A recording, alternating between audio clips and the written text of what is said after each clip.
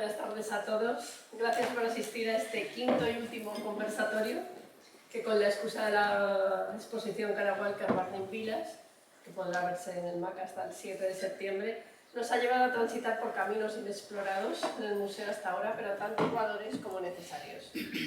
Ya sabéis los habituales de estas charlas, que es Mercedes Cabardo, licenciada en Filosofía y doctora en Antropología Social, quien los ha inventado y ha propuesto los diálogos.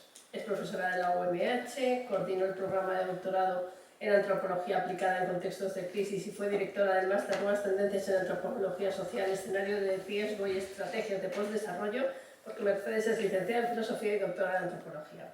Es una reconocida investigadora sobre la inmigración africana a España, especialmente de procedencia senegalesa. Ha analizado la diáspora subsahariana desde la perspectiva de género, el análisis de las transformaciones económicas a través de la migración, desarrollo y cooperación al desarrollo o los feminismos negros.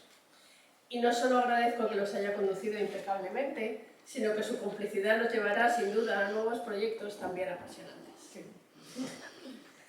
Hoy hablaremos finalmente del discurso colonial español, o mejor dicho, de las ausencias en ese discurso,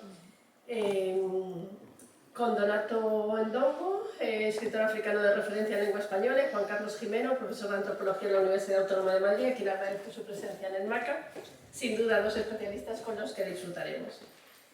Y antes de comenzar la charla y darle la palabra a Mercedes, como siempre, presento muy rápidamente al artista Kara Walker y una de las obras que puede verse arriba en la exposición.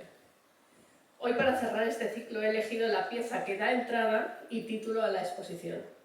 Es Burning African Village, aldea africana en llamas con casa grande y linchamiento, juego.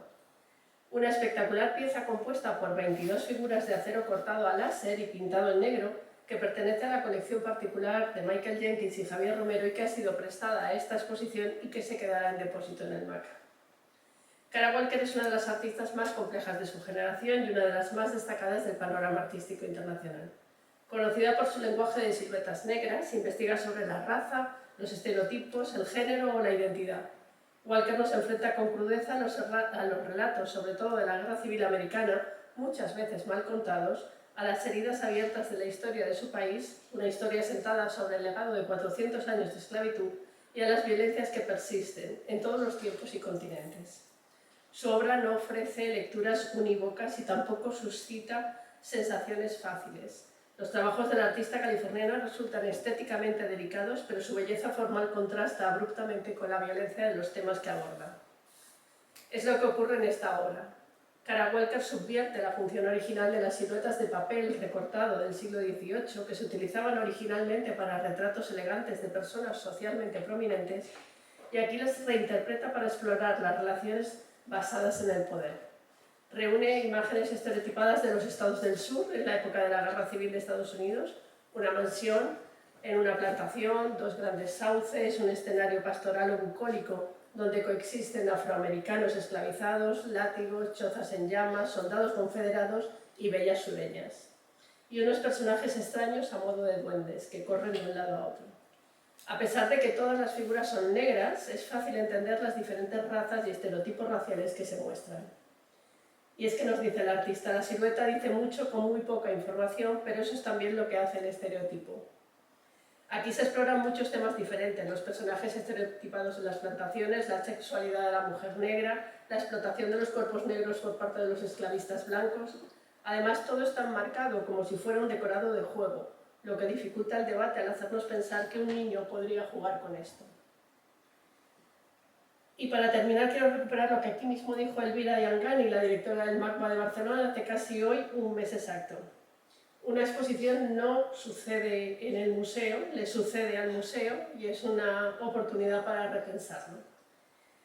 Y hemos tenido la suerte de que la exposición de Kara Walker le haya sucedido al MACA en este momento preciso y lo hemos aprovechado no solo con el disfrute estético de su obra, sino con un amplio programa de actividades paralelas que nos está permitiendo abrir rendijas, definir gramáticas, escuchar voces no habituales, observar de otra manera y estar atentas a lo contemporáneo, enriquecer el discurso multiplicando las miradas y utilizar las obras de arte como una suerte de espejos que nos permitan ver aquello que no podemos, como herramientas de investigación y descubrimiento de la complejidad del mundo, más allá de lo cercano y conocido. fomentando el espíritu crítico y los contenidos no dogmáticos. Un lugar sensible, más plural, que ofrezca otro ritmo, un espacio más incómodo que atienda a lo secundario, lo performativo, lo experimental, donde todos encontremos un nuevo marco de relación, participación y representación. Ese es el museo que debemos crear entre todos, apostando decididamente por la política no solo de lo público, sino también de lo común. Gracias. Todo tuyo. Qué bonito, como siempre.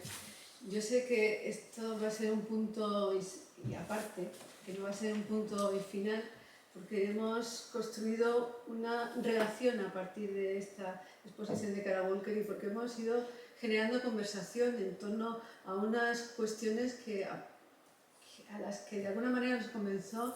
Fue la exposición la que nos empujó, nos interpeló para introducirlas en el debate de la sociedad alicantina, pero que una vez introducidas en ellas seguiremos mucho más.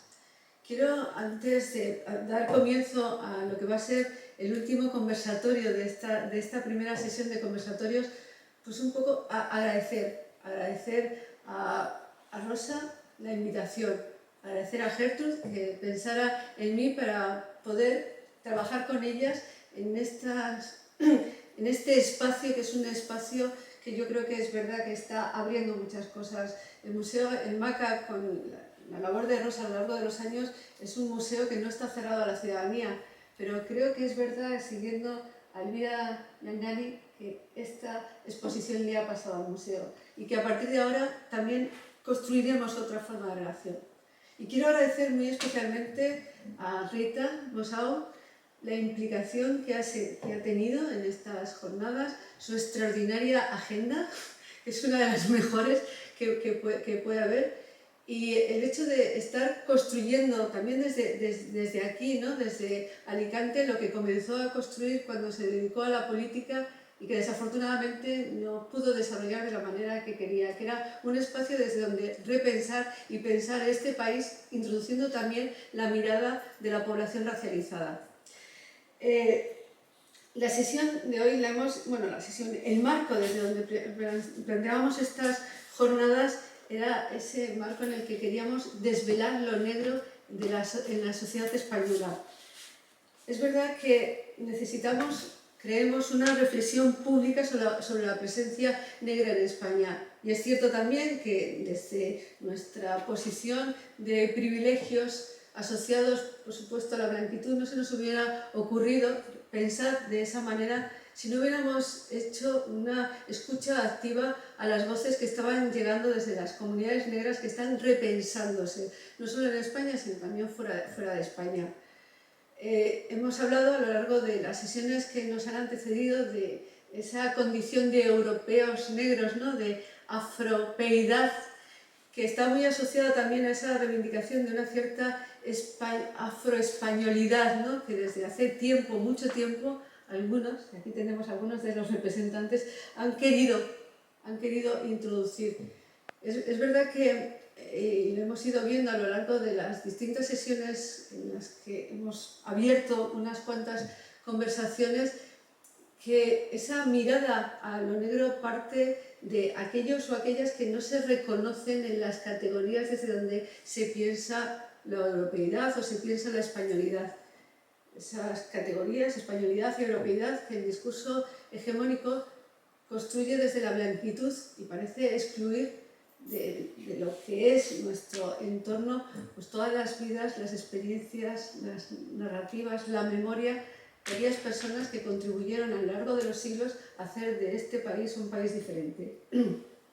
Ha sido en esos espacios donde se ha reivindicado y donde se sigue reivindicando esa tendencia a desligar la negritud de la extranjerización.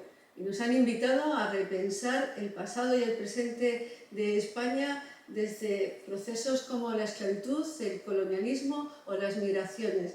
Procesos todos que han ido conformando y han ido construyendo identidades, las identidades negras que, forman parte ya desde hace mucho tiempo de lo que es este país. Hoy vamos a introducir uno de esos temas de los que han estado durante mucho tiempo escondidos invisibilizados dentro de las narrativas de la historia y de la memoria de este país. Son los procesos de colonialidad y de descolonialidad, y lo que eso significa y supone a la hora de conformar no solo el pasado, sino el presente, y no solo el de las poblaciones colonizadas, sino también del conjunto de la sociedad española. Vamos a tratar, o a mí me gustaría invitar a pensar, a hablar y a conversar sobre lo que han significado todas esas, bueno, o desvelar o mostrar lo que el discurso colonial español ha omitido, esas ausencias que se han hecho, que son especialmente dramáticas en los casos en los que la presencia española lo fue en África. Ahí tenemos territorios de los que no se habla, de los que no aparecen en los libros de textos, historias que se presentan como historias absolutamente disociadas de lo que es nuestra propia historia. Es muy difícil pensar el presente sin ligarlo con la memoria y con la historia y con el propio pasado, porque desde ahí, desde el pasado y presente, están absolutamente entrelazados, ¿no? Vamos a hacerlo, o queremos proponer una invitación a pensar, introducir a estos temas de la manera que quieran las personas que hoy comparten con nosotras esta mesa y lo que hay por detrás de esta mesa. Queremos invitar a pensar, no tampoco a pontificar, para nada. Estamos abriendo un tema que es un tema complejo, del que como habitualmente no se habla, pretendemos casi instalarnos más o habitar las preguntas, ¿no? Como dice esa maravillosa arabista y poeta que es Laura Casellas, habitar las preguntas. Vamos a ir habitando las preguntas. Lo vamos a hacer con dos intelectuales de mucho prestigio, a los que os voy a ir presentando. Como sabéis, me gusta hacerlo individualmente, según voy dándoles la palabra. Ya sabéis algo de ellos. Donato Ndongo es, yo diría, no solo el primer escritor africano en lengua castellana y uno de los más significativos y más relevantes. Cuando os presente su biografía, entenderéis el lujo que significa tenerle con nosotras, compartiendo este momento y clausurando estas jornadas. Juan Carlos Gimeno es un académico que ha pasado toda su vida como antropólogo apostando y trabajando por causas en las que se ha implicado. Una de ellas, la más importante, la que ha guiado parte de lo que ha sido su última biografía intelectual, es la que le ha conectado con el Sáhara Occidental. Os lo presentaré después. Con ambos espero que surja una estupenda conversación. Introduciremos la conversación con Donato Ndongo. Es que qué manía tenemos aquí algunas personas, yo la primera de incorporar la N, así españolizando. Como os decía, es considerado el más relevante intelectual de su país, él nació en Guinea Ecuatorial, y uno de los máximos impulsores del africanismo en España. Periodista e historiador, fue redactor de la revista Índice y del Diario 16, delegado de la agencia EFE en África Central, director adjunto del Colegio Mayor África en Madrid, del Centro Cultural Hispano-Guineano en Malabo y director del Centro de Estudios Africanos en la Universidad de Murcia. Entre 2005 y 2008 ejerció como profesor visitante en la Universidad de Missouri, en Columbia, en Estados Unidos. Colaborador habitual en medios de comunicación españoles, imparte conferencias en instituciones académicas de África, Europa y América. En 1984 publicó Antología de la Literatura Guineana, libro fundacional de la literatura escrita en Guinea Ecuatorial. Sus celebradas novelas, Las tinieblas de la memoria negra, que espero sirvan de eje también a la conversación que tendremos hoy, es una de las novelas canónicas para pensar el colonialismo español en Guinea y una mirada desde Guinea de lo que significa el colonialismo español. Los poderes de la tempestad, una segunda... Los poderes de la tempestad regresa también a Guinea y hace lo que llaman algunos una novela de dictadores. Y el metro, que ya gira su temática y se centra también en lo que supone la inmigración africana en España en un momento en el que, en el año 2000, hace ya bastante tiempo, que apareció el fenómeno de la inmigración, sobre todo de origen de África Occidental, Senegal, Gambia, Camerún, porque su protagonista es camerunés, y cómo realmente Donato él dirá y dice que siempre hemos creído que el arte debe tener una finalidad.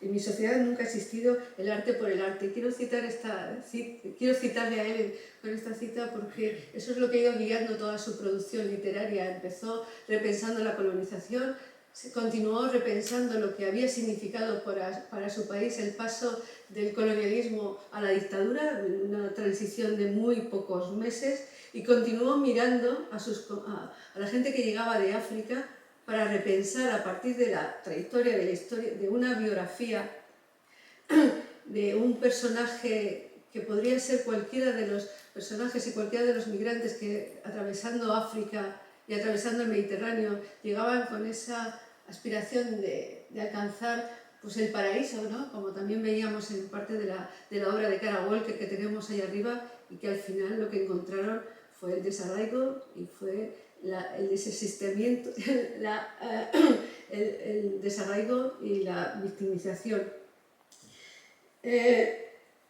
Quien mató al joven Abdoulaye Cissé fue otra de las últimas, bueno, creo que es la penúltima, por lo que me han dicho, que todavía, que me he ido enterando, que todavía nos hemos quedado por ahí.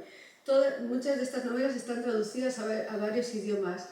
La obra de Donato Ndongo ha sido motivo de tesis doctorales, no solo en España, sino fundamentalmente fuera de España. Suelo contar que en una de mis primeras estancias en la Universidad de Uppsala, en Suecia, me encontré con una persona que estaba fascinada porque venía de España, porque allí en España estaba uno de los mejores literatos africanos en español, que era Donato Ndongo, cuya obra era el motivo de una tesis doctoral. 2 veces propuesto y nominado al Princesa de Asturias de las Letras. Creo que no hay que continuar en una trayectoria que es una trayectoria extraordinariamente abultada.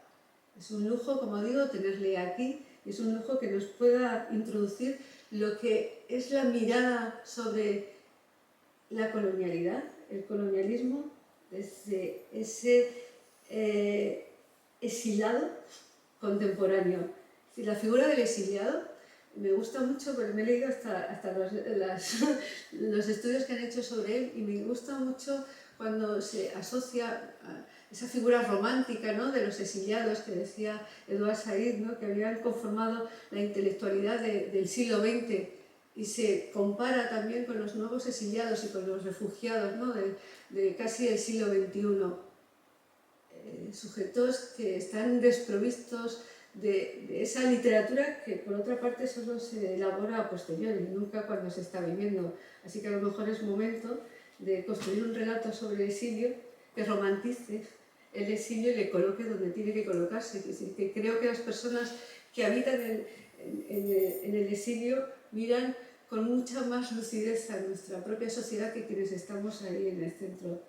Eso de habitarlo desde los márgenes lo aprendí de Edouard Said, y creo que es la mejor lección para construir y contribuir a cambiar y a modificar la historia. Adelante, Donato, y luego, si te parece, hacer la introducción y luego presentamos a Juan Carlos a continuación, también como se merece. Más brevemente.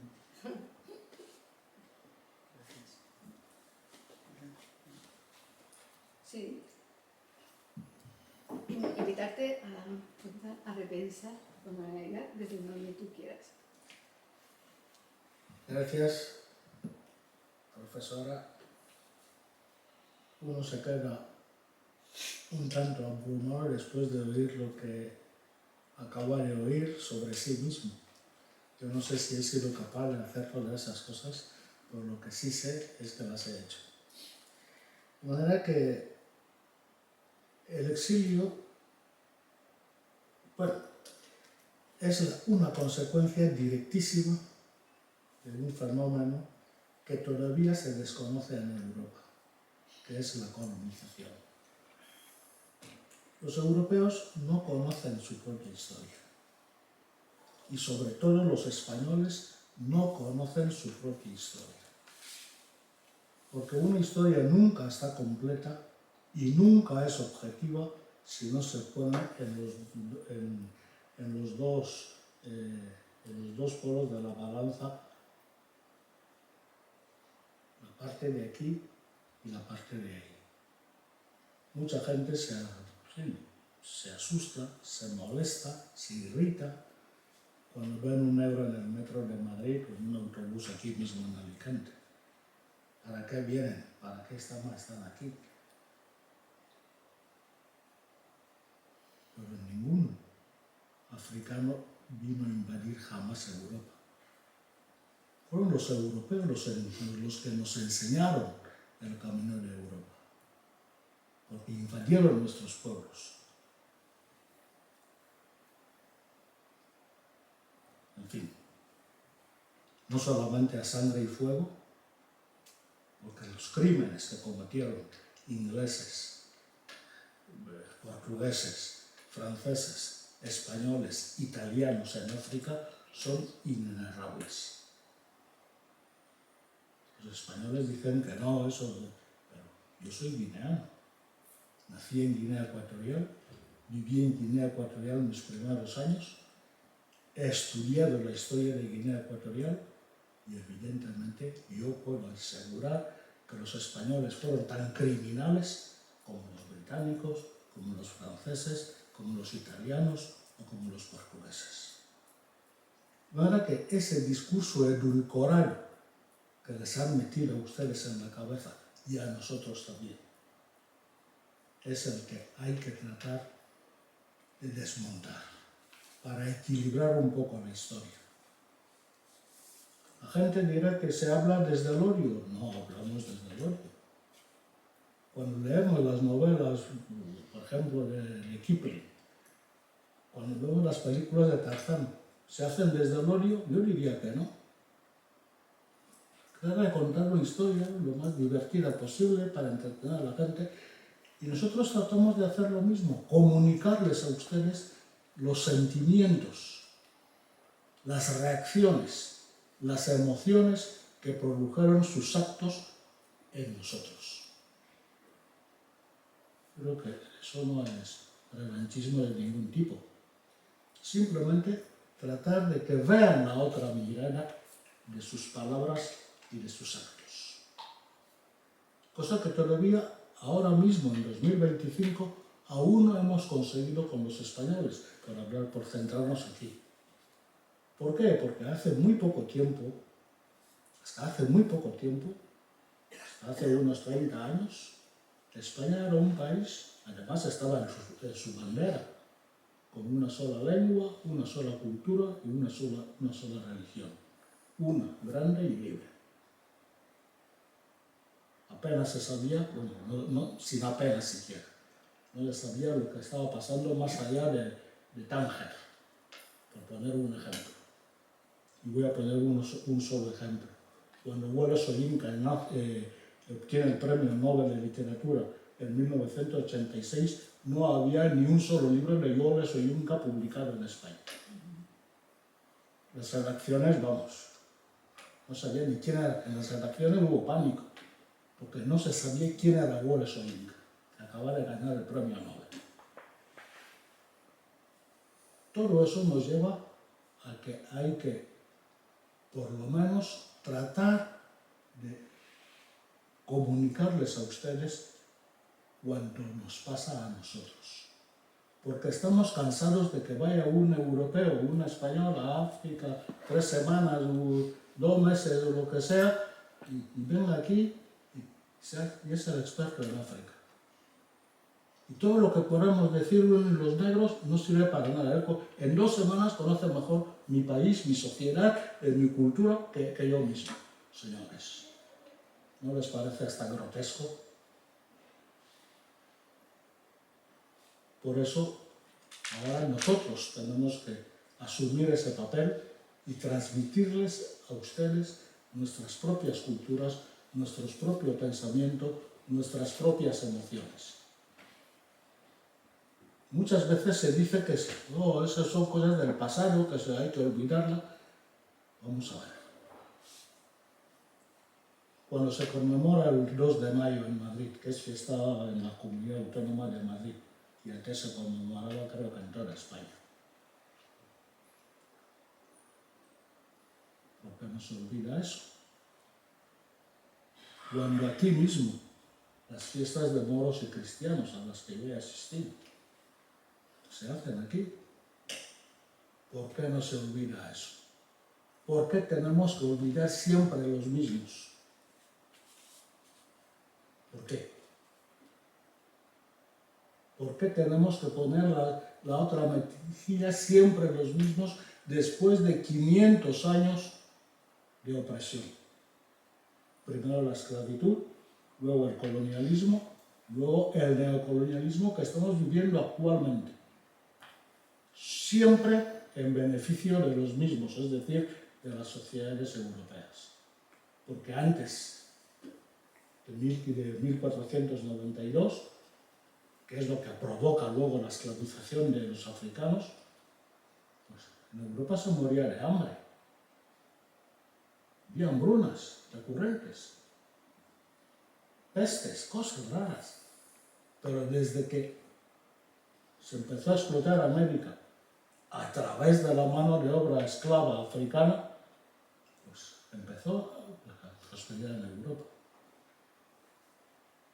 Cuando, por una serie de razones fundamentalmente económicas, que algunos trasladaron a la moral, sin olvidar las propias rebeliones de los esclavos, se vio que la esclavitud era antieconómica y ya no servía a los intereses del capitalismo, pues se pasó a esclavizar a los africanos en la propia África, y eso fue el colonialismo para nosotros. Lo que hizo Hitler cuando ocupó el resto de Europa es lo que hicieron los europeos con los africanos, exactamente el mismo régimen, por poner un ejemplo. Y después de la Segunda Guerra Mundial, en la que luchamos los africanos exactamente igual, codo con los franceses, en fin, con todos los que lucharon, americanos, etcétera, etcétera, pues parecía una contradicción que si se había luchado contra el totalitarismo y contra el fascismo, se mantuviese en África un régimen totalitarista y un régimen fascista como era el régimen colonial, en todas las colonias, sin excepción. Entonces, hubo que hacer una rebelión anticolonial y tuvieron que darse las independencias, pero a regañadientes, porque los imperios coloniales no querían renunciar a los inmensos beneficios que estaban sacando de ahí. Pero ese a regañadientes significó que se quitaron los gobernadores blancos por unos gobernadores negros, pero que seguían haciendo exactamente lo mismo hasta ahora mismo. Eso es el neocolonialismo. Luego, son más de 500 años de vileza, de crímenes, de latrocinio, y la gente está empezando a estar harta. La gente está empezando a estar harta. Y ahí ven los movimientos que se están produciendo, sobre todo en África Occidental, aunque ya también en algún país del África Central. Camerún ahora mismo está en efervescencia. ¿Por qué? Porque la gente empieza a estar cansada de tantos años, de tantos siglos de maltrato, de desprecio cultural, desprecio racial, desprecio... Bueno, podemos entrar en detalles después, pero la gente ya está cansada. Y por eso estamos en un momento en que los europeos deberían comprender que sin África volverían a las cuevas, porque la riqueza que esta luz eléctrica tiene aquí, hasta los filamentos del cobre de Congo, la República Democrática de Congo. El uranio para las centrales nucleares viene de África, de de Gabón y de Níger. Y así podríamos ir país por país y producto por producto. Sin África Europa no sería nada. Y hasta que ustedes no comprendan eso, pues seguiremos como estamos. Y será peor porque la gente, insisto, está cansada. Y yo empecé a escribir, y termino, empecé a escribir precisamente por eso. Porque yo estaba en el colegio, en Valencia, por cierto, un colegio de escolapios, cuando la independencia de Guinea Ecuatorial, y yo oía al vicepresidente del gobierno español, Luis Carrero Blanco, decir mentiras y barbaridades, que no habían sacado nada de Guinea, que era todo el altruismo, que si la caridad. Y eso era mentira porque yo desde niño veía todos los días pasar delante de mi casa grandes camiones con toneladas de madera. Iban al puerto de Bata y venían a España. Luego era mentira que no se había sacado nada. Y estaba mintiendo el vicepresidente del gobierno español. Por eso empecé a escribir. Ahora, yo tenía entonces 17 años, 18 años, por ahí. Me dije, voy a dedicar mi vida a desmantelar estas falacias, estas mentiras y toda esta manipulación. Y seguimos exactamente lo mismo. Porque todos los presidentes del gobierno español que ha habido desde entonces hasta hoy mismo siguen haciendo lo mismo. No les dicen la verdad. La universidad, por supuesto, ni está ni se la espera. ¿Por qué nos enseña historia de África en la universidad y tantas cosas que podríamos ir desgranando? Y creo que para eso estamos aquí, pero con esta introducción, con este, digamos, resumen, digamos, pues lo dejo aquí para que luego podamos continuar el diálogo. Pues...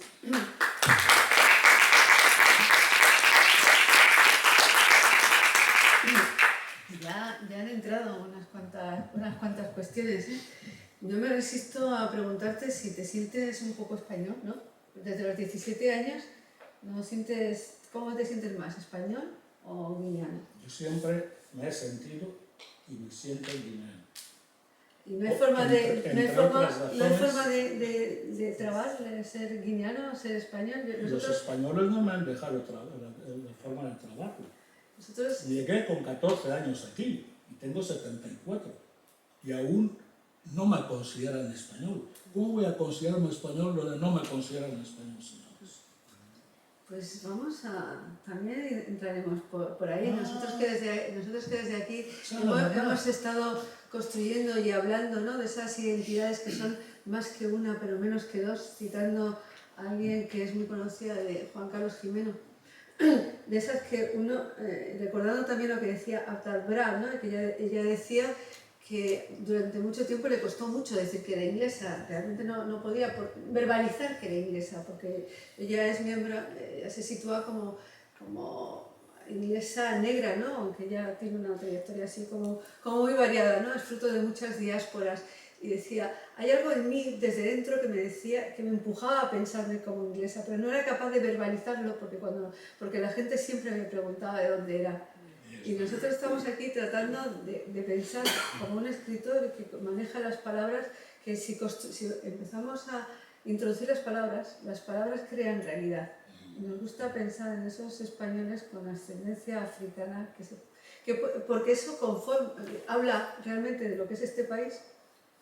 Y contribuye también a que la gente que lo habitamos pues nos reconozcamos, ¿no?, en un país que debería ser diverso. Evidentemente, y con esto no me alargo, de momento, simplemente defiendo y he defendido y defenderé siempre la lengua española en mi país porque es la lengua oficial de mi país, consagrada el día de la independencia de mi país. Igual que un argentino habla español, igual que un mexicano habla español, pero los guineanos hablamos español y tengo la obligación como guineano de defender ese patrimonio mío, pero no por España, sino por la historia. Yo no puedo deshacer la historia. Si aquí se habla español es porque hubo una romanización, una colonización romana, ¿sí o no? ¿quién va a ir contra Roma ahora? Porque para reivindicar los idiomas ibéricos y no sé qué, y occitanos y todo eso. Nadie. Pues no me obliguen a hacer lo mismo. ¿Qué sesión vamos a tener? Es más interesante, ¿verdad? Voy a introducir a Juan Carlos Gimeno para dejarlo por ahí. Yo decía que tenía una introducción previa que luego contaré, pero voy a ubicar el marco de donde viene. Juan Carlos Gimeno Martín es profesor de antropología en la Universidad Autónoma de Madrid. Y es doctor en filosofía. Sus líneas de investigación se vinculan a la antropología del desarrollo y a la antropología de orientación pública dentro del marco de la ecología política, la perspectiva descolonial y las epistemologías del sur. Ha realizado trabajo de campo en España, México, Guatemala, Nicaragua, Cuba y, sobre todo, el Sáhara Occidental. Es miembro, o fue miembro del Observatorio de la Université Internacional de Sáhara, ¿lo he dicho bien? Y del Instituto de Mospaz de la Universidad Autónoma de Madrid. Es presidente, de la ONG Antropología sin Nación y lleva más cosas. Lleva mucho tiempo tiene la trayectoria académica de un académico que ha trabajado e investigado a lo largo de mucho tiempo. O sea, que no me voy a extender, pero os podréis imaginar lo amplia que es a nivel de producción científica, teórica, ha dirigido un montón de tesis doctorales, ha trabajado con muchos equipos, sí, pero eso se nos escaparía del marco. ¿Por qué Juan Carlos está aquí? Porque lleva mucho tiempo pensando, investigando y enseñando desde el marco, desde una perspectiva descolonial. De hecho, fue uno de los propulsores e introductores dentro de la Academia Española del paradigma de la modernidad-colonialidad que desde universidades norteamericanas impulsaron científicos sociales de origen latinoamericano. Una corriente que ha tenido una gran influencia en el pensamiento político afroespañol y de quienes dialogan o dialogamos con ellos desde otros lados. En concreto, en estas jornadas fue Pastora Filigrana quien introdujo algunos de estos debates. Es autor de más de una veintena de publicaciones sobre el Sáhara Occidental, desde los estudios postcoloniales, abordando la historia del orden colonial español y las transformaciones sociales y culturales del proyecto revolucionario saharaui. Ha sido investigador principal en diferentes proyectos, que no fue 6 días, una semana o 6 meses, que lleva mucho tiempo en el Sáhara Occidental.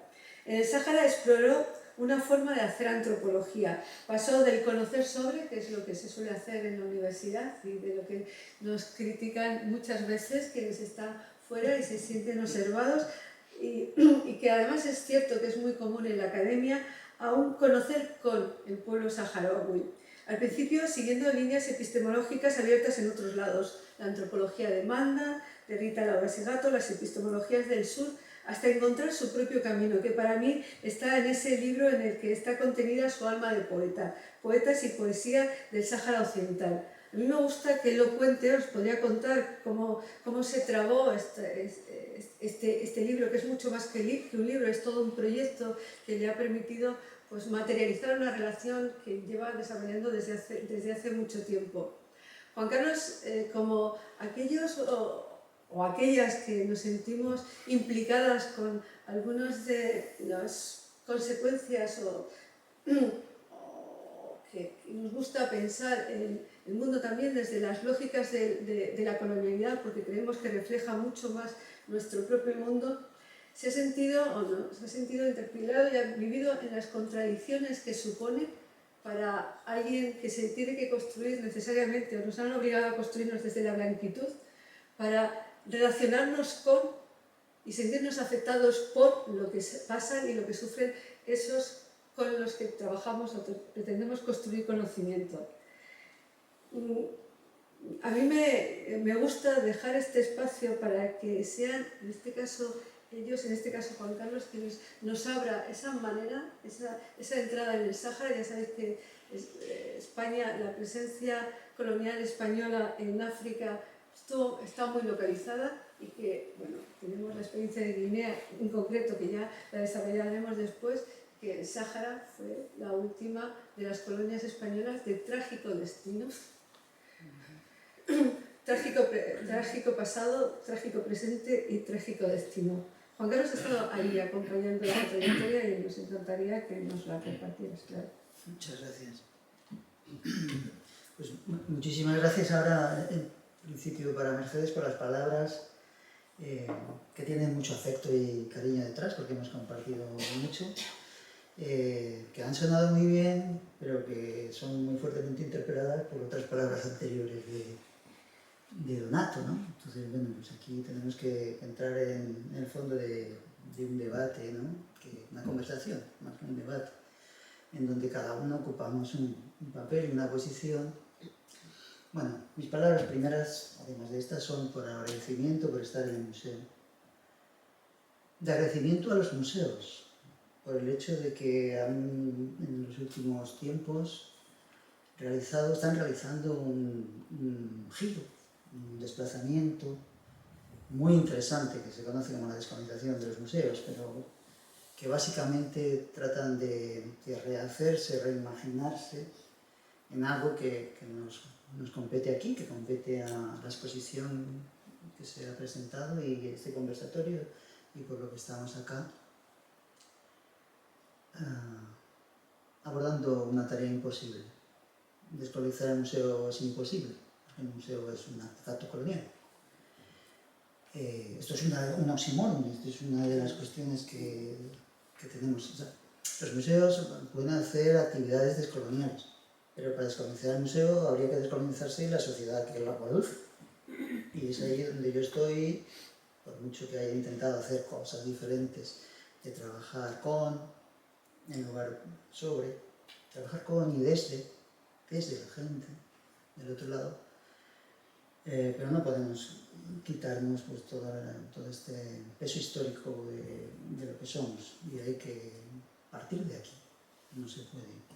Entonces yo hablo desde el agradecimiento y también desde el desconcierto. Creo que ya teníamos 500 años. Yo añadiría de que de este país especialmente su fiesta nacional no se origina en un acto en este territorio, sino en América, el 12 de octubre. Imaginaros que es como identidad nacional, que es al encuentro con nosotros, que nosotros lo vemos como un espacio celebratorio, pues que llevamos la civilización, la religión, la palabra y algo que nos reconoce y nos agradecen, que es la lengua, no en el sentido de donarla, sino en el sentido de tener un instrumento de apropiarse de él para hablar desde su propio sentir. Y desde el otro lado pues lo ven como algo parecido al genocidio que expresaba perfectamente Donato con anterioridad. Y cuando Bauman escribe Modernidad y Holocausto, y es muy actual ahora, para señalar que el proceso de racionalización moderna conduce al Holocausto, que llamamos el Holocausto judío, que no solo fue judío, pues Gilroy le contesta que justamente esto, o Gilroy, en el Atlántico Negro, pues le contesta que esto lo venía haciendo Europa hace muchísimos años, 500, ha situado Donato. Eso es muy actual. Eso es muy actual. Nosotros habíamos pensado que el colonialismo histórico se había acabado. El colonialismo histórico significa la apropiación o la ocupación de territorios externos para nuestros propios fines, salvo los 17 territorios que en Naciones Unidas se consideran todavía en proceso de descolonización, que son pequeños, el mayor es el Sáhara Occidental. Pues pensábamos que eso ya estaba eliminado. ¿Qué tenemos hoy? La evidencia del colonialismo histórico. La ocupación por la fuerza de territorios donde se producen actos de violencia, que los juristas discuten o no si llamarlo genocidio, pero para otros pues es evidente. Para los que miramos, no todos miran de la misma manera, para otro lado, porque si no esto sería imposible que no se reconociera. Bueno, todo esto no es para interpelarlos ahora y hacerlos sentirlo mal, sino para que decir, básicamente, y con eso luego terminaré, que el proceso por el que se entiende Palestina, la ocupación de Palestina, es un proceso colonial histórico que es en la misma base como estaba ocupado el Sahara. Es lo mismo. Es lo mismo. Y no es por echarle más leña a nuestro presidente hoy, pero es posible que defienda en Ucrania la autodeterminación y el derecho internacional en Palestina y que abandere una causa y que en el caso del Sáhara Occidental mire para otro lado y justifique la ocupación marroquí. Eso no se entiende. No tengo nada contra el pueblo marroquí ni la sociedad marroquí, nada.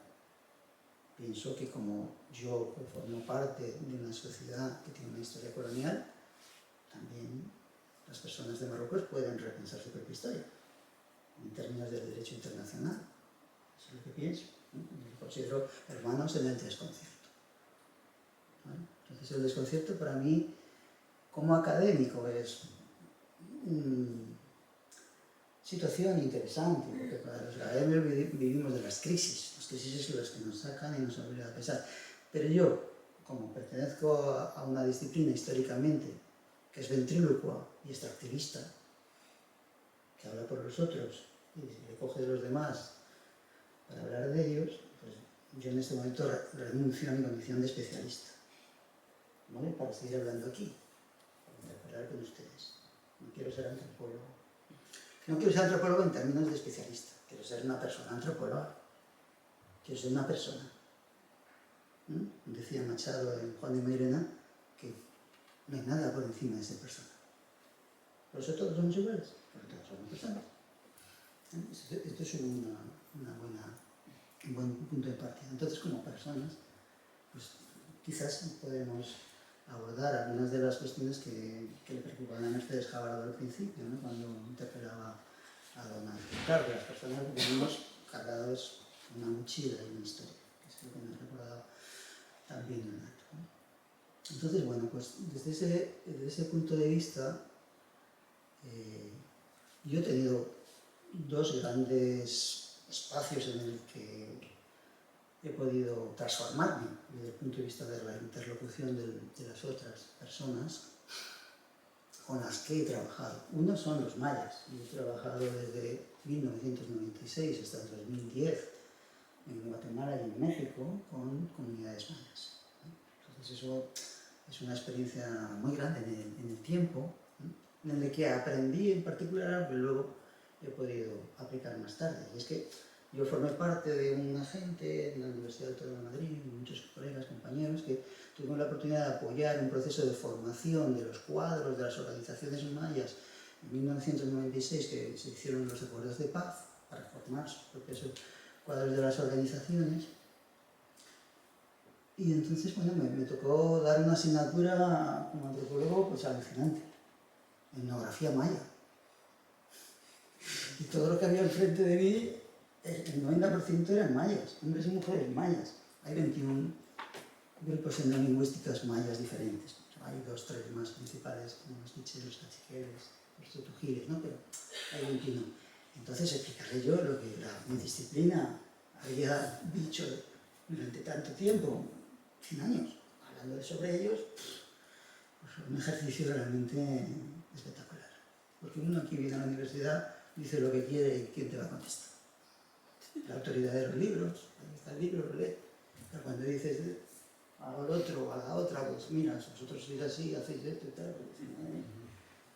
Entonces, el ejercicio de conversar con un otro, que está ahí delante y que te puede contestar, exige unas dotes para las cuales hay que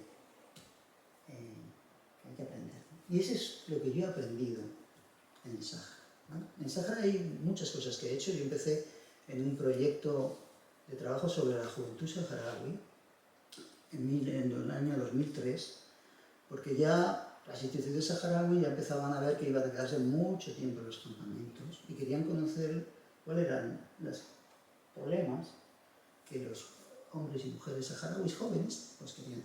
Y lo primero que hice fue preguntar, ¿con qué datos podemos contar? Esto era una reunión con el Mohamed Muluz, que era el secretario general de la Unión de Jóvenes Saharaui, con Mohamed Zrou, que era el que lleva las relaciones internacionales, en el Consejo de la Juventud de España, que era la contraparte, y entonces me dijeron, con ninguno. Ni cuántos jóvenes, ni qué edad, ni qué estratificación, pirámide de la... ¿Y por qué? ¿Por qué ninguno? Dice, porque toda la información que nosotros podemos sacar es sensible para ser utilizado en esta lucha geopolítica por la otra parte. Pero además, porque somos una sociedad colonizada y no nos gusta que nos estudien. Entonces dije, ¿qué voy a hacer? Entonces yo me hice una pregunta. ¿Quiénes son las primeras personas interesadas en conocer los problemas que las mujeres y hombres saharauis tienen? Y me contesté a mí mismo, los jóvenes saharauis, mujeres y hombres. Vamos a hacer un equipo de investigación con jóvenes saharauis, hombres y mujeres, que hablan castellano, que hablan español para entendernos, y vamos a estudiar sus propios problemas. Ellos van a diseñar el proyecto. Yo soy una persona que tiene unas capacidades por mi formación que puedo conducir de alguna manera, yo puedo formar a la gente en ciertas capacidades que no tienen, que precisan y que me pueden pedir. Entonces, yo ejercí como antropólogo, que nuestro primera y principal órgano de conocimiento es la visión. Yo fui y vi, por la escucha. Yo no veía nada, todo lo escuchaba. Lo que veían eran ellos. Un ejercicio maravilloso de transformación metodológica. ¿Vale? Yo, mucha gente en el Sáhara me lo dice, nunca he aprendido jasamía. Es muy complicado aprender árabe jasamía, necesita su tiempo. Pero yo digo, en un momento determinado que veía a mis colegas antropólogos que hablaban jasamía y no me hablaban lo que los saharauis decían, hablaban lo que ellos decían, los antropólogos. Yo no puedo. Yo cada vez que quiero decir algo sobre un saharaui o que dice un saharaui, lo tiene que traducir él. Yo nunca tengo la última palabra. Y cuando Mercedes ha hablado de una antropología de la demanda, es que tú renuncias a la primera pregunta. Eso para los intelectuales es muy difícil porque todo el mundo se cree muy original. ¿No? Entonces yo renuncio a la primera pregunta. La pregunta viene del mundo, viene del dolor del mundo, viene de las luchas del mundo.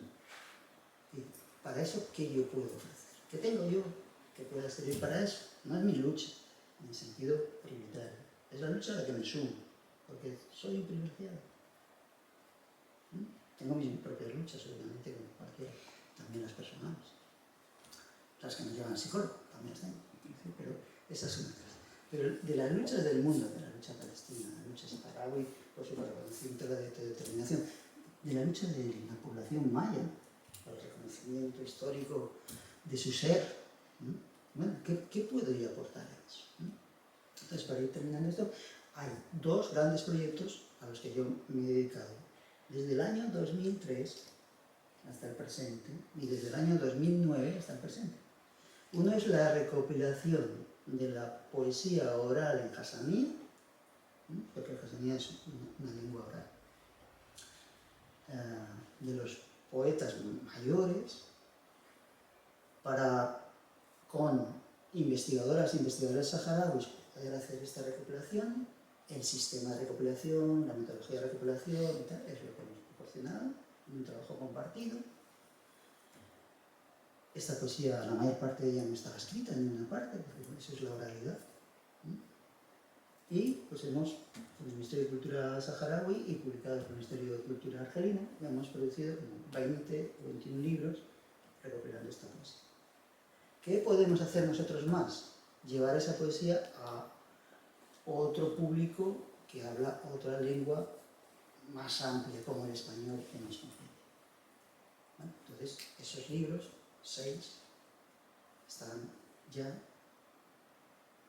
recreando, porque la traducción del jasamía al español o al castellano no es fácil, son dos lenguas con lógicas muy diferentes, y entonces lo que están haciendo los poetas saharauis que escriben en español y que están recreando y traduciendo esos libros, que también Donato conoce, al menos algunos de ellos, es convertirlo en español. ¿Cuál es el trabajo que nosotros hacemos? Buscar los fondos, buscar la manera de hacerlo, revisar la lectura que toda esta poesía, que es muy ecológica, muy del desierto, etcétera, etcétera, tiene. Entonces, para lectores en español que no conocen ni las características del territorio ni el proceso histórico, que hay siempre, hay muchos poemas del 20. ¿Del 20 qué? Del 20 de mayo. ¿Cuál es el 20 de mayo? El 20 de mayo de 1973 la primera acción armada de Polisario. Un Wad, que es un río, de que tiene una significación. El territorio, la geografía saharaui, no es una geografía que es un espacio que puede ver en el mapa. La geografía saharaui son las historias de vida de todos los saharauis moviéndose por el territorio. Y cada lugar tiene 100 historias. Y de aquí estuvo mi familia, y aquí pasamos un año, o 2, o 3, y aquí nos juntamos con este, y aquí tal, y aquí tal. Eso es la geografía. Entonces, ¿cómo podemos trasladar eso? Luego podemos hablar más de este proyecto si les gusta y les interesa. El otro proyecto que digo, desde el 2009 estoy participando, es en la creación de una universidad saharaui. Un Estado saharaui necesita una institución de conocimiento propio. Entonces, ahí, desde el 2009, una primera reunión que hicimos en Tifariti, en el territorio que ellos llaman liberal, o la parte que controla el Frente Polisario, pues hicimos una reunión donde se hablaban de 3 cosas. La primera era la recuperación y puesta en uso del territorio que los saharauis controlan, llaman territorios liberados, con el fin digamos, de ejercer su autodeterminación en territorio propio, y no en los campamentos que, como ustedes saben, están, vosotros sabéis, a veces ustedes vienen como vengo de América y demás, pues en los campamentos saharauis que están en el sur de Argelia, alrededor de una ciudad que se llama Tindouf, ¿no? Entonces, como un ejercicio de soberanía, de hablar sobre nuestros propios asuntos, lo vamos a hacer sobre eso. El primero era esto. El segundo era la creación de una academia de lengua en español. ¿Por qué nosotros no podemos tenerlo si lo tienen en Filipinas o en Puerto Rico, hasta en Guinea? ¿No? Entonces, ¿por qué nosotros no podemos? Por los mismos argumentos que estaba escribiendo Donato, porque el español que se habla en saharaui, los saharauis también es el segundo idioma oficial, aunque no proviene tanto de España en la memoria de las personas ancianas, sino de muchas personas que han estudiado en Cuba. De ahí viene la defensa del español. Y la tercera era la creación de una universidad. Y ahí discutíamos de una cosa que es muy importante e interesante, y eran las diversas formas de entender una universidad. Entonces había una persona de las instituciones de Saharaui que dice: una universidad es un rector, porque el rector va por el resto del mundo relacionándose con otros rectores y haciendo convenios. La ministra de Educación entonces, que era una mujer, una camada, dice: no, las universidades son edificios. Necesitamos una facultad de Derecho, una facultad de tal, una facultad de tal, edificios, dinero, inversión, infraestructuras. Y había otro personaje maravilloso que murió, se llama Jalil, que dijo: la universidad es un concepto. Un concepto, ¿no? Yo me asocio más con la idea de concepto.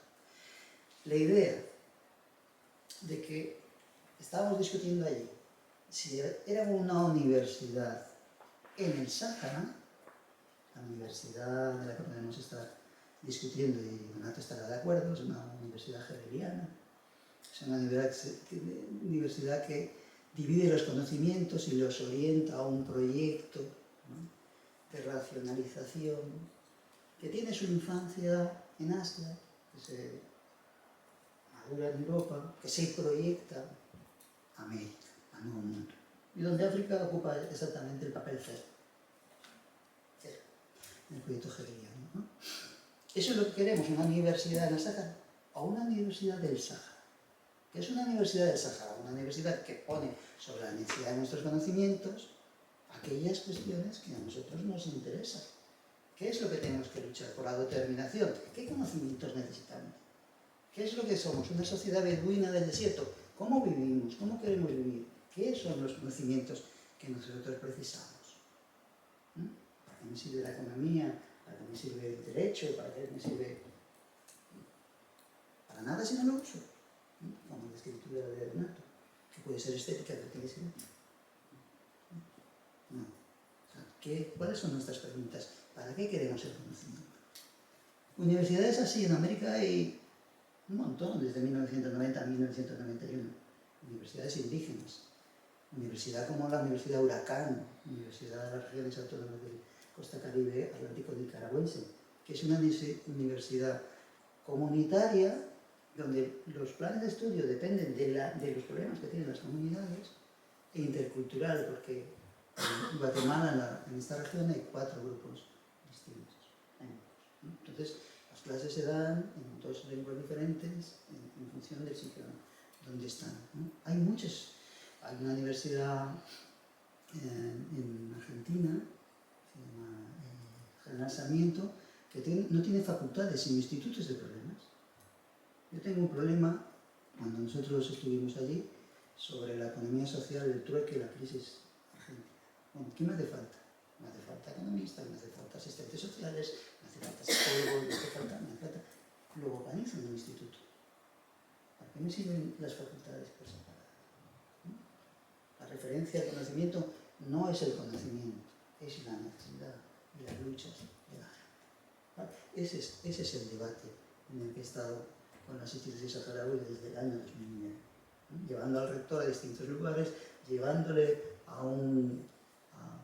llevándole en el sentido de facilitando y acompañándole siempre a Buenos Aires, a una conferencia esta de Claxo, la Conferencia Latinoamericana de Ciencias Sociales, que es una conferencia enorme, para ver un montón de universidades populares, un montón de universidades transeúntes, nómadas, indígenas, etcétera, que tienen esta demanda. Bueno, solo quería terminar, y perdonadme por extenderme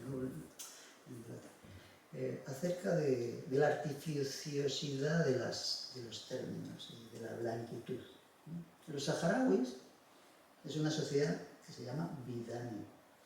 Bidán es el territorio que por debajo de la parte, digamos, norte de África, que es una parte consolidada mediante unas estructuras de poder y que tienen que ver con el Estado, pues se mueven como beduinas y nómadas en ese territorio que limita al sur, pues con una parte de Senegal, con Mali, etc.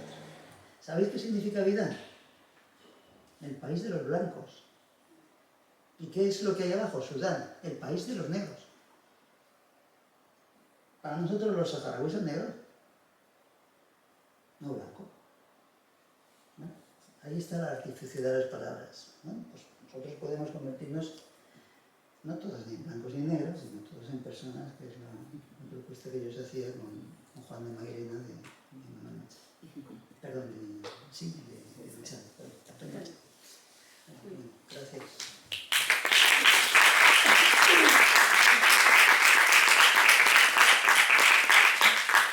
Y fíjate que para nosotros los blancos son los suecos y nosotros somos así, marroncitos. Los pies. Efectivamente. Renato, ¿usted se siente interpelado por algunas de las cuestiones que ha planteado Juan Carlos o abrimos otra línea?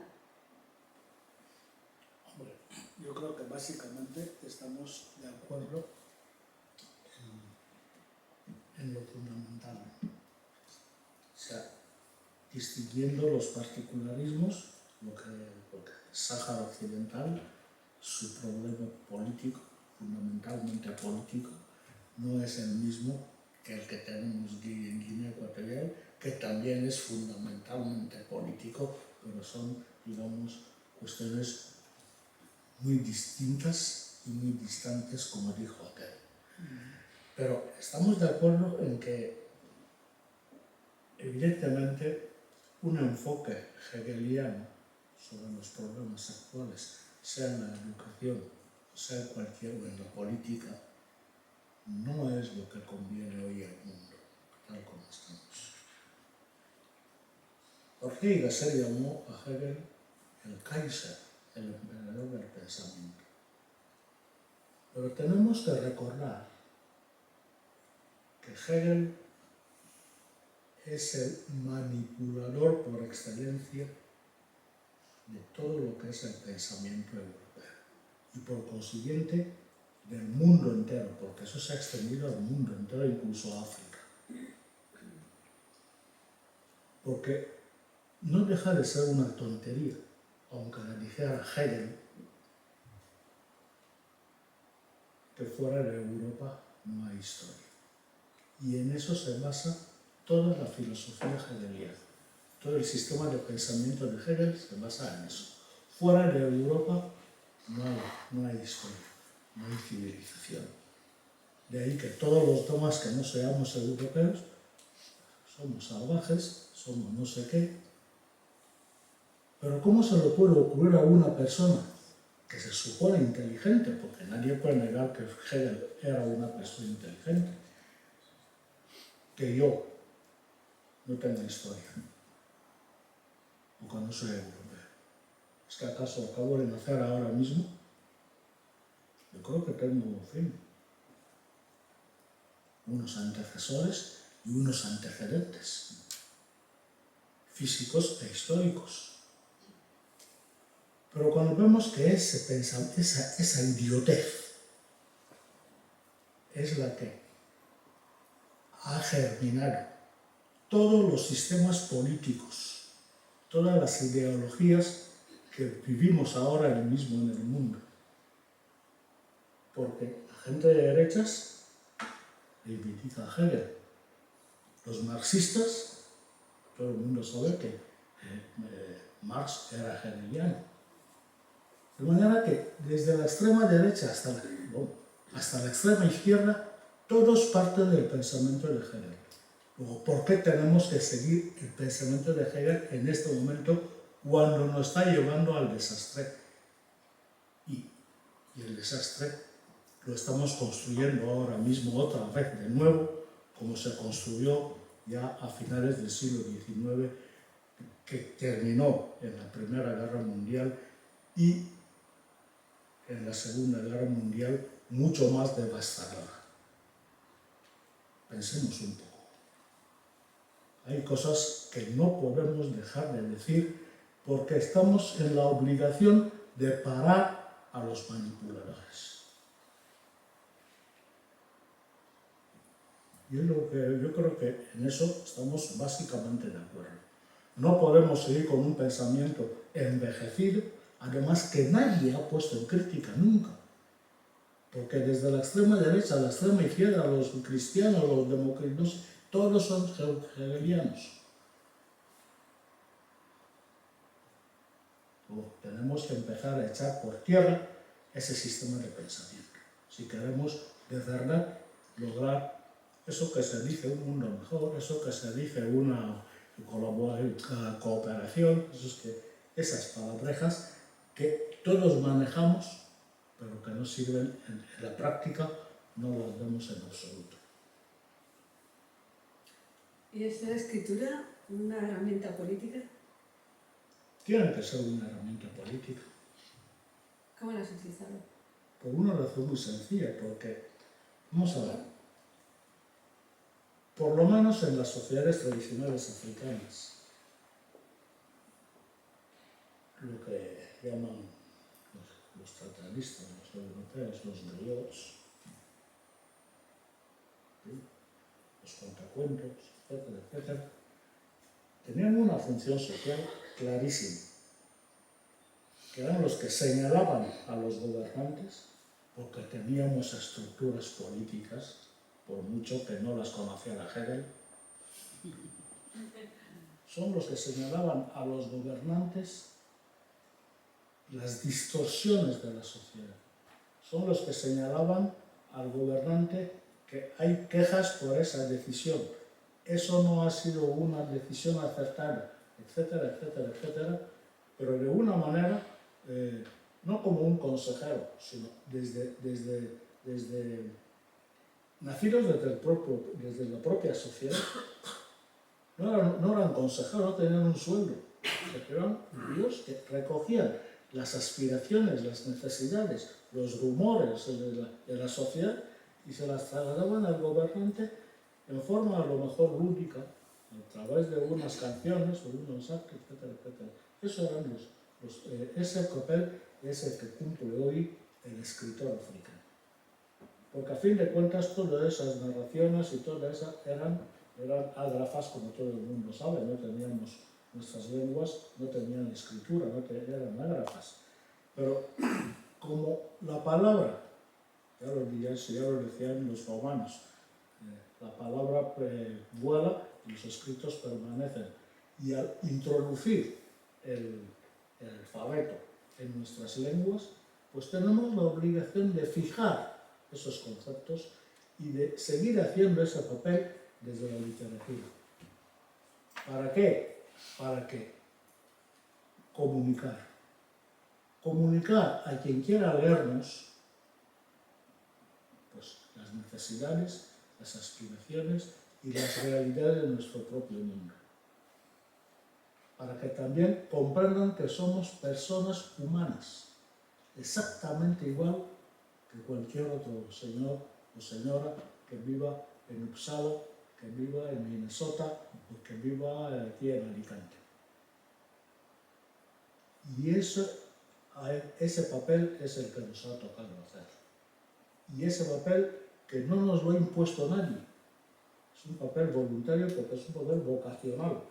Y tenemos que seguir haciéndolo si no queremos llegar a los extremos que se está llegando, porque el papel de la literatura en una sociedad, en la sociedad en general, desde milenios, ha sido muy importante para el avance tanto de la espiritual, el avance en cuestiones sociales y el avance en el pensamiento y en la mejora de las condiciones de vida, tanto materiales como espirituales o intelectuales.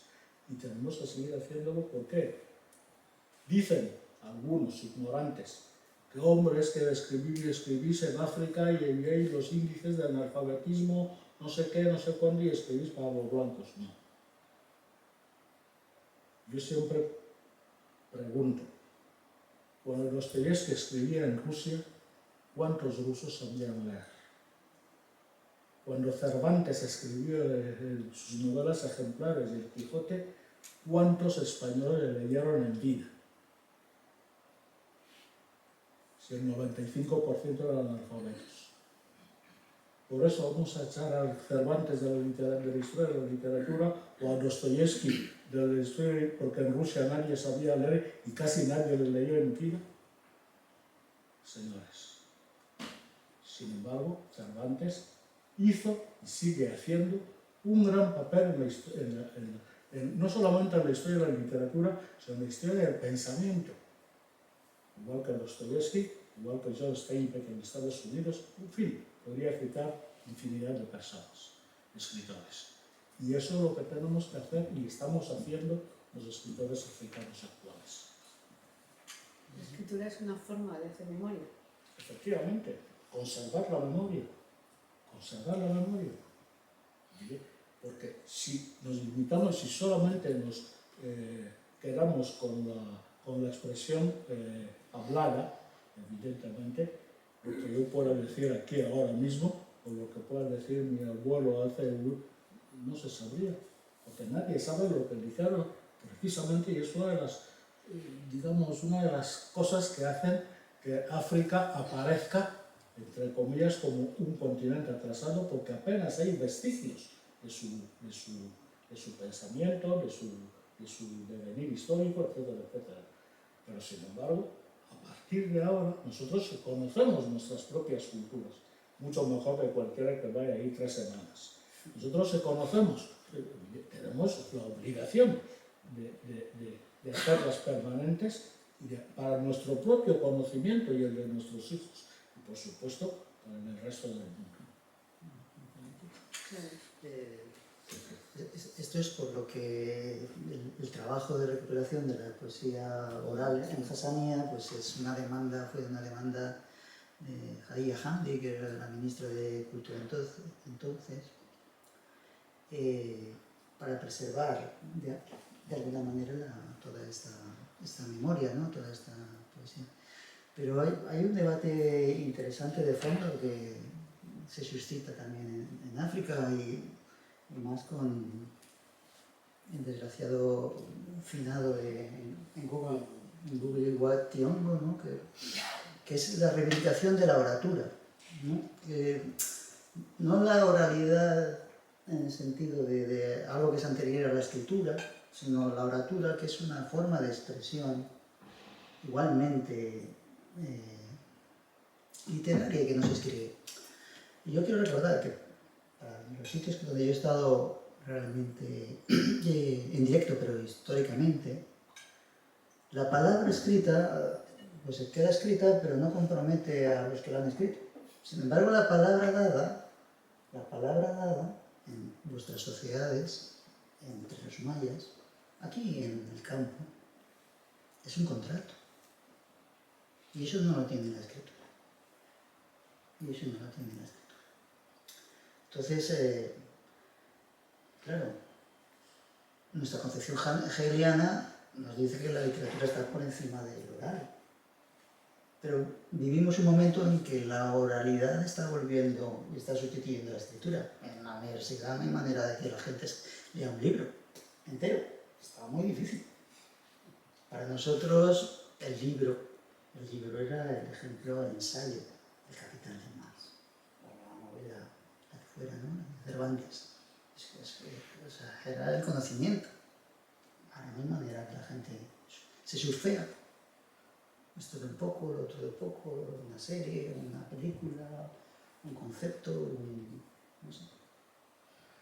Entonces, yo no digo que ahí no hay conocimiento, hay conocimiento, pero también lo había en la oratura y también en la literatura.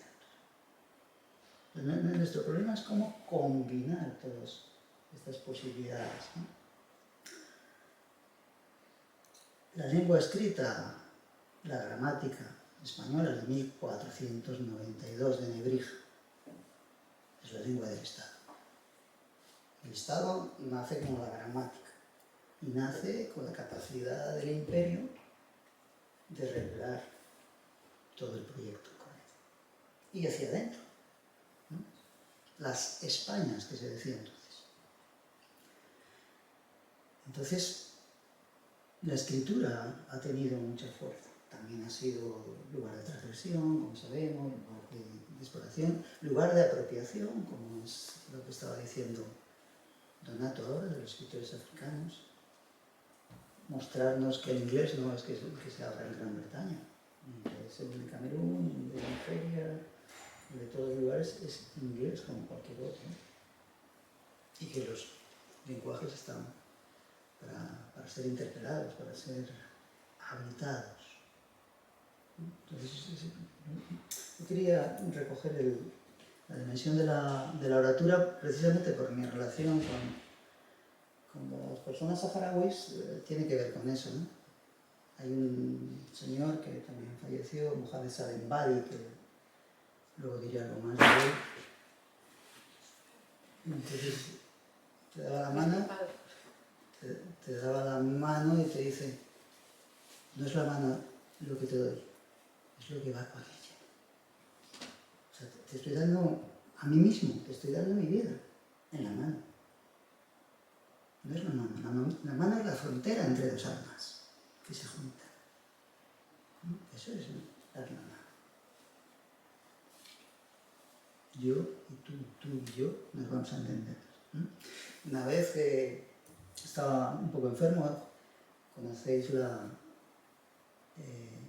María Hassan, es una cantante saharaui bastante conocida, ¿no?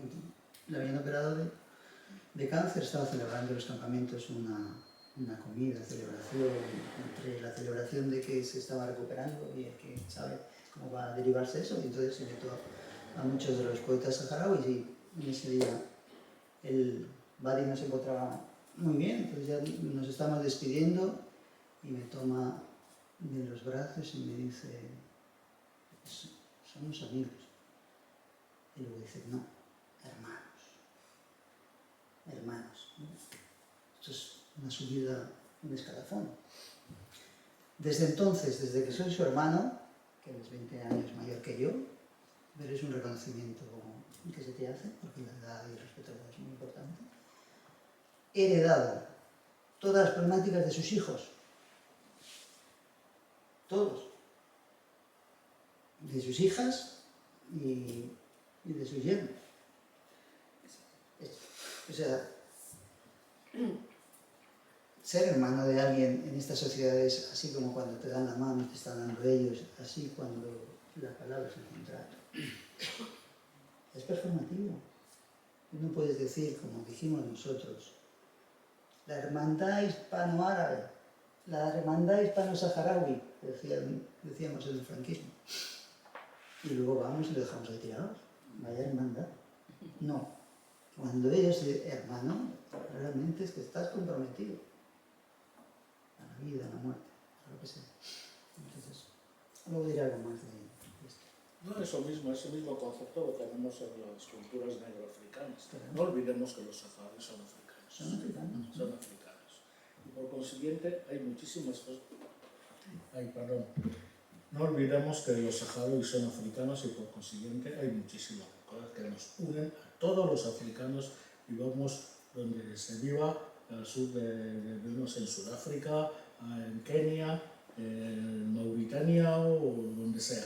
Porque igual que hay conceptos europeos, digamos, que abarcan todo el continente. Ahora que el hecho de dar la palabra a alguien es mucho más que un escrito. O sea, tiene más valor y más reconocimiento y más que darle un papel. Porque a fin de cuentas, el papel acaba de llegarnos. Y lo que es consustancial en nuestra propia cultura es la palabra. Por eso nos quedamos atónitos cuando aquí se dicen muchas cosas. Creo que lo he dicho antes también, que luego no vemos cumplidas.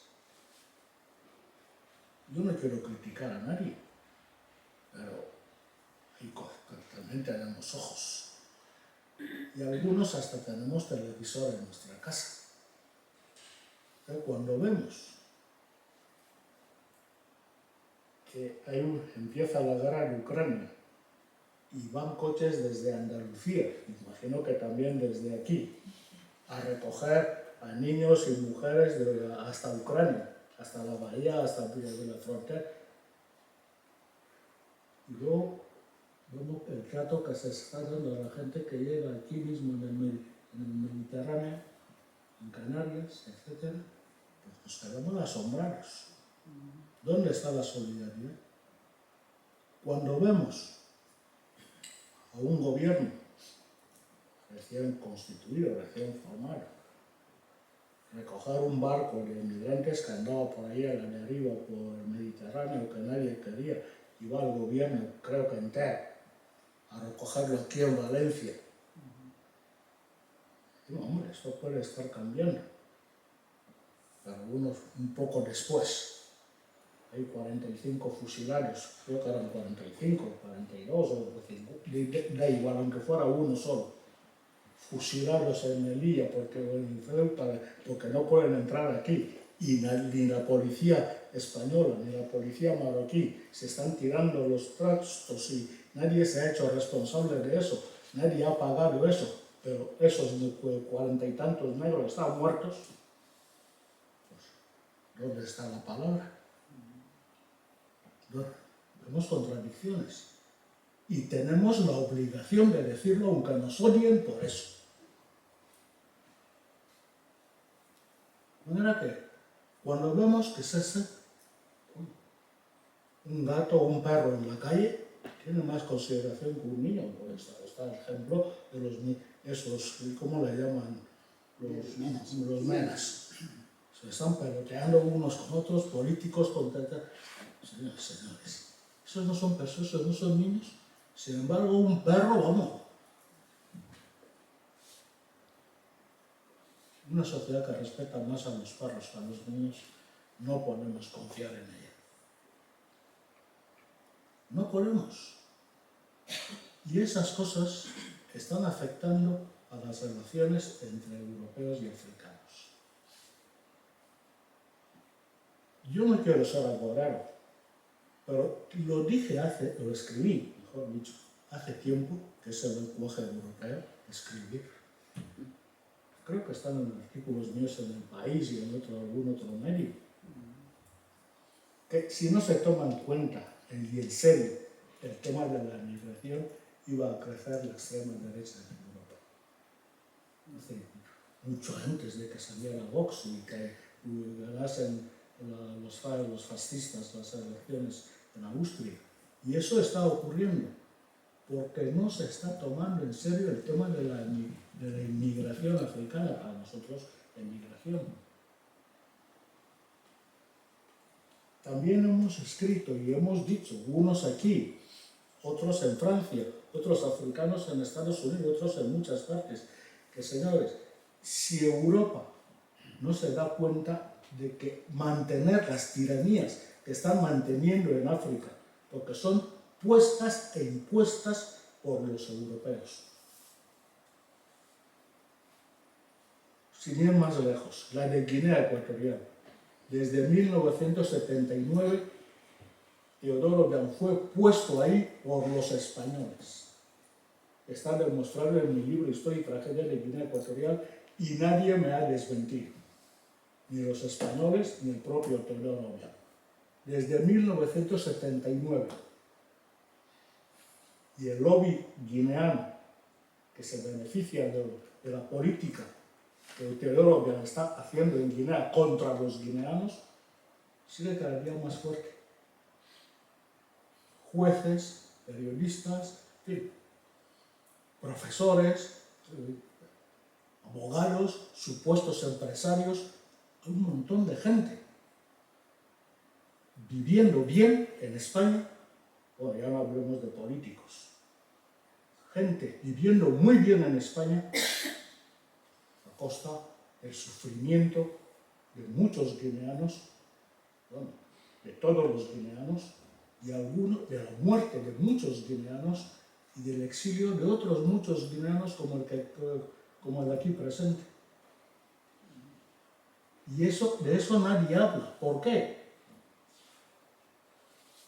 Algún político ha dicho por ahí o ha escrito por ahí en nombre de los intereses de España. Yo les pregunto a ustedes españoles, ¿se benefician en su bolsillo o en su sociedad o en su cultura de algo de Guinea Ecuatorial? Pero se está haciendo eso en nombre de ustedes. Y ustedes lo leen igual que yo en los periódicos, pero nadie dice nada.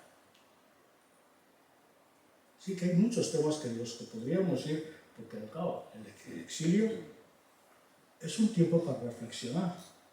Yo no me lo tomo como solamente nostalgia o de recordar cómo era mi pueblo, etcétera, etcétera. Yo no quiero perder mi tiempo en nostalgias. Quiero reflexionar por qué llevo aquí 60 años, bueno, salvo periodos concretos que he estado en Guinea, periodos concretos que he estado en Estados Unidos, pero llevo 60 años en el exilio. Desde la independencia de mi país hasta hoy estoy en el exilio. Porque estuve 10 años en mi país, pero 10 años de exilio interior. Y gracias a Dios que, bueno, uno es como es y no se dejó abofetear. Por eso estoy aquí ahora mismo. Pero otros muchos están muertos. Amigos míos e incluso familiares míos están muertos. Pero aquí nadie habla de eso. Incluso con carnet y identidad español. Y nadie habla de eso. Españoles negros muertos en Guinea. Y nadie habla de eso. No interesa a nadie. Los jueces españoles lo saben. Los políticos españoles lo saben. Hay un embajador, bueno, cada 2 o 3 años, hay un nuevo embajador de España en Malabo. Todo el mundo sabe eso. Nada. No podríamos decir de Francia, en fin, todas las antiguas potencias coloniales. Es lo que están haciendo cada uno con su zona de influencia, con sus excolonias. Y luego se quejan de que los africanos nos rebelemos. Señor, ya está bien. No tiene derecho a preguntar qué quieren hacer con nosotros. Si no nos dejan ni vivir en nuestros países, porque en su propio beneficio han puesto a unos tiranos para que hagan la política que les beneficia